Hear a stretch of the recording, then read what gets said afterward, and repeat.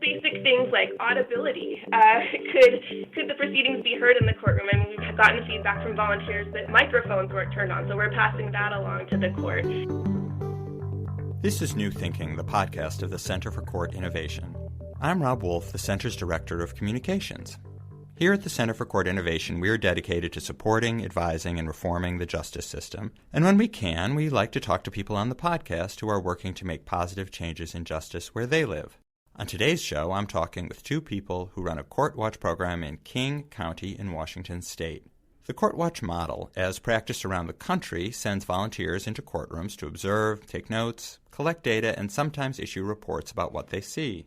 Having volunteer observers in the courtroom keeps courts accountable to the public and improves transparency. But in terms of the kinds of relationships CourtWatch programs have with the courts they are observing, situations vary. Some relationships are more adversarial, some more collaborative. There was a judge in Minnesota who was once so incensed by the presence of CourtWatch volunteers bearing red clipboards that he suggested that the red was as intimidating as a gang color. CourtWatch of King County, which is run by the King County Sexual Assault Resource Center in Renton, Washington, takes a more collaborative approach. Its volunteers, bearing their own brightly colored clipboards, focus on observing sexual assault cases, and a significant majority of judges have welcomed their feedback to help make their procedures more comprehensible and less intimidating to litigants. With me today to discuss the program are Laura Jones, manager of CourtWatch, and Mary Laskowski, services and outreach coordinator. Thank you so much for taking the time to answer my questions today. Thank you. Happy to do so.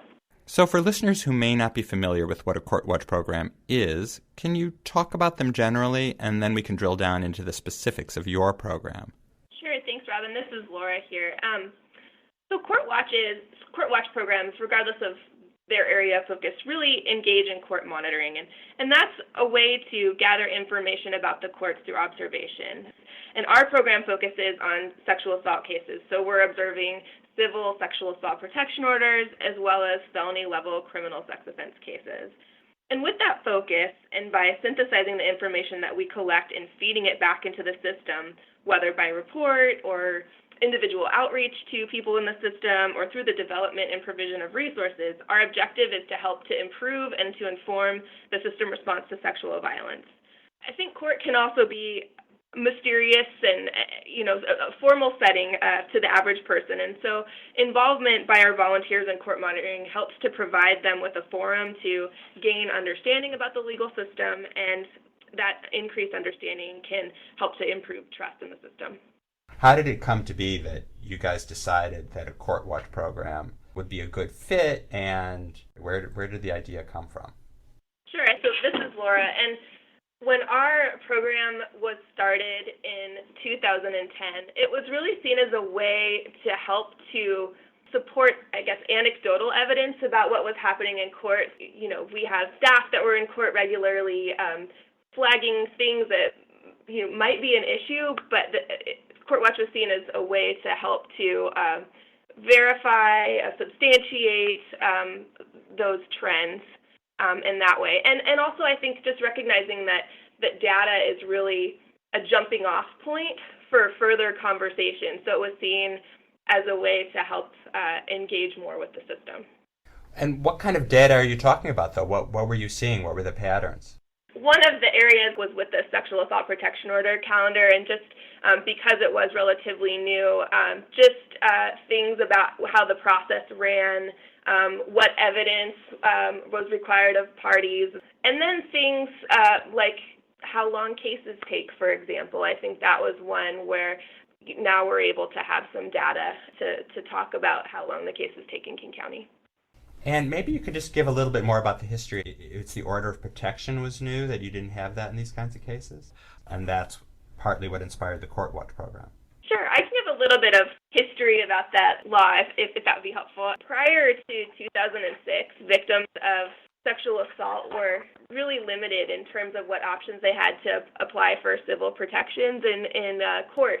And a victim could petition for a domestic violence protection order if they had a family or household relationship with the respondent, or they could petition for an anti-harassment order. However, one of the requirements of that statute is that there's a course of conduct, and that has been interpreted to mean more than one instance. So for the victim of a one-time assault by a non-family or household member, they really had no civil legal remedies in these cases. And so that's how the Sexual Assault Protection Order Act came into being.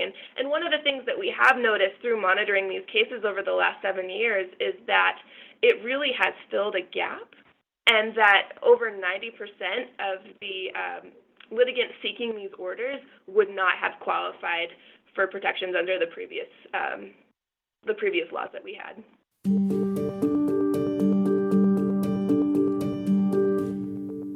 Tell me a little bit about how your program is structured. The little bit I know about CourtWatch programs is that sometimes they're actually adversarial. People are going into the courtroom, they're watching, they're looking for problems, and they're sort of taking a, maybe one might say, an oppositional approach, ready to criticize things that are going on there. Obviously, that is part of what you're doing. You're looking for constructive criticism, but I understand that you have a more collaborative relationship with the court, that you've built a relationship that allows you to observe and offer input, but people in power are willing to listen and hear what you have to say. Thanks. This is Laura again here, Rob. And as we were starting our CourtWatch program, one of the things that we did first was to conduct a lot of informational interviews with key system personnel about what approach to take. And we were fortunate to be able to tap into our agency's pre-existing relationship with stakeholders to the system to help identify who those key entities and people were to talk to. And as a result of those interviews, and also considering that our agency works with clients whose cases could also be impacted by our interactions with the system, we determined that the best approach was one that was transparent, and that we needed to, for lack of a better word, market our program. So why should judicial officers buy into our feedback and the information that we were providing? So when we started and when we began sending volunteers into the courts, we sent an introductory letter to the court introducing the program, talking about the types of proceedings that our volunteers would be observing, and then how they would be identifiable to the court and what their purpose was. And then as part of this letter, our purpose was marketed as a way to help to improve the court at no cost to the court. We also gave judges the option to opt in to receive confidential feedback that focused on procedural justice type issues, so accessibility, treatment of parties, courtroom decorum, and the environment, etc. I think the largest pro of this approach is that it helps to facilitate collaboration and an ongoing dialogue with the courts. So that's interesting. You say that there's an option for confidential feedback, so there's two different kinds of feedback that you give. There's certain things that aren't necessarily confidential, and who are you sharing that with? And then when you talk about the confidential feedback, you mentioned procedural justice. Can you be a little specific, maybe give some examples of the kind of feedback you're giving? So when we're talking about and this is Laura too, by the way. When we're talking about the confidential feedback, this is feedback that is given directly to individual judges who have opted in to get the feedback.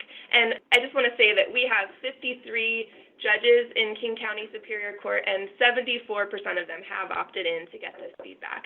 And so when we talk about the feedback being framed in a way with a procedural justice focus, it looks at basic things like audibility.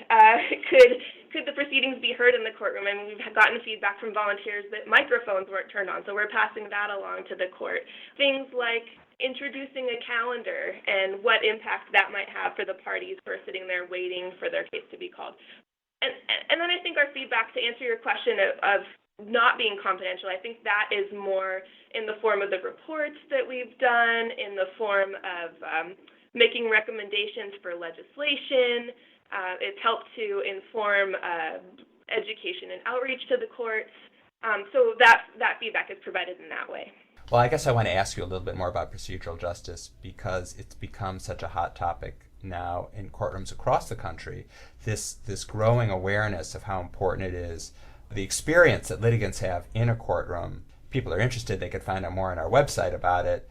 I wonder if you could talk a little bit about how it's emerged in your community as something important and something you're looking for and particularly why it's relevant in these sexual assault cases? We didn't, from the outset, really set out to frame the observations in this as procedural justice. It's just sort of how they emerged over time, because what we were seeing was that so many of our observations were related to how the court could promote greater access for the parties, how they could promote information and set expectations, and how they could set up the proceedings in a way that appeared more neutral. And so it sort of morphed into this procedural justice lens that we were looking at. And it's so important in these cases because I think court is an anxiety-provoking experience for most people, and when you consider trauma, it sort of magnifies that too. And particularly when we're talking about the Sexual Assault Protection Order docket, we're talking about pro se or unrepresented litigants too. So it becomes very important to have procedural justice. And so maybe give a little sense of how it works. You said 53 judges. Are all of them potentially handling sexual assault cases? And how do you decide, where you're going to go, when you're going to go, and how much information do you need before you write up a report? Do you go to observe the same judge a certain number of times before you write something up, or is it not really about a specific judge? Are you looking at more patterns, across-the-board patterns? I think when we're talking about the reports and things like that, we're looking at more patterns and trends of behavior. The way that our court is structured, not all of the judges are hearing sex offense cases at any time. We have different rotations, but they do, over the 7 years, there have been judges that have been on a different rotation that have then rotated to hearing our cases. And Mary can share a little bit more about how we identify proceedings that our volunteers will be attending to. Hi, Rob. This is Mary. So every day I review all of the court calendars. We have two superior courts here in King County, one in Kent, Washington, and the other one in Seattle. So I review the calendars on a daily basis and identify the sexual assault cases, and then I assign them out for volunteers' shifts for the next day. Do you have people literally every day going out and observing? Is it that regular? It's about that regular. We have volunteers who are at both courthouses Monday through Wednesday, and then also all day on Friday as well. Your volunteers, who are your volunteers? Where do you find people who can do this, who want to do this, and how do you prepare them for this kind of work? This is Mary. So our volunteers are kind of split 50-50. Half of our volunteers are college students or graduate students. We have a handful of law students in the mix as well. And then the other half are either working professionals or recently retired adults. And I think we're fortunate in King County that a lot of our large businesses encourage a lot of community stewardship. And so working professionals are encouraged to volunteer in the Seattle community. And so we've been able to get some really great people on board. It's a pretty extensive interview and application process. We are in the very fortunate position that we have more volunteers who are interested than we have shifts available. Once they complete the application process, they go through an all-day, 8-hour training. And then subsequent to that, we do about a 4-hour first shift orientation at the courthouse. And then we provide ongoing debriefing, feedback, and training opportunities through the King County Sexual Assault Resource Center. Can you just sort of paint a picture for me what it's like when a volunteer goes in the courtroom? Are they alone? Do they usually go as a team? Do they have certain forms? How do they record their observations? Absolutely. So depending on the volume of volunteers we have on any given day, we could have one or more volunteers observing the same hearing. They all come to court carrying the same signature bright yellow clipboard. We refer to it as our calling card so that court staff can identify who our volunteers are and know that they're associated with our CourtWatch program. They record their observations using forms that we have prefabricated for them, and we've designed the forms to follow the flow of each hearing to the best of our ability. And then they have an opportunity to provide more kind of narrative answers at the end of the forms after they've collected the data that we've requested of them. Then they type up their notes and observations and send them to me for review, and then they get entered into our database and our judicial feedback forms. So there's no pretense, there's no secrecy Nope. here. You're not like a secret shopper going Absolutely in. not. No. It's clear who... That's part of the transparency that Laura mentioned earlier. All of our volunteers carry these neon yellow clipboards, so everyone knows who they are and why they're there. Can you highlight for me some of the milestones, some of the achievements or impacts you feel the CourtWatch program has had in terms of informing the way the court system approaches these cases, or in terms of legislation or policies? Sure, yes, and we're just kind of coming off a big milestone.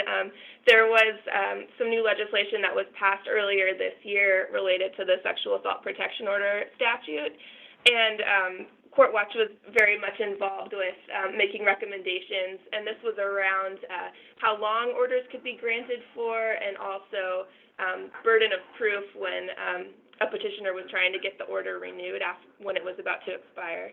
Another example of legislative work was in 2013, we have a checkbox on our court monitoring form about service of process, and what we were seeing was in about a third of the cases, service of process created an issue, and this resulted in cases either being dismissed, the cases sort of being continued in perpetuity, or victims dropping out of the process because they just couldn't keep taking time off of work to come to court to get their order granted. And so with that data, that it was an issue in a third of cases, we partnered with our state coalition of sexual assault programs and helped to lobby for change of that statute. So now there are alternative means of service available to victims of sexual assault.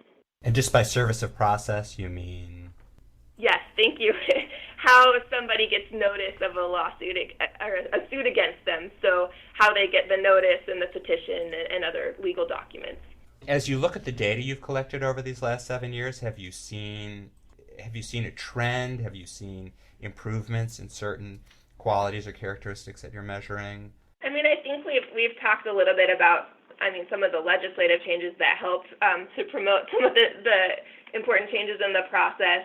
I think where we've also sort of been fortunate is that our state has a Gender and Justice Commission here, and so that has been a great forum to provide some of our information and feedback that has resulted in increased opportunities for judicial education and also resources for judicial officers.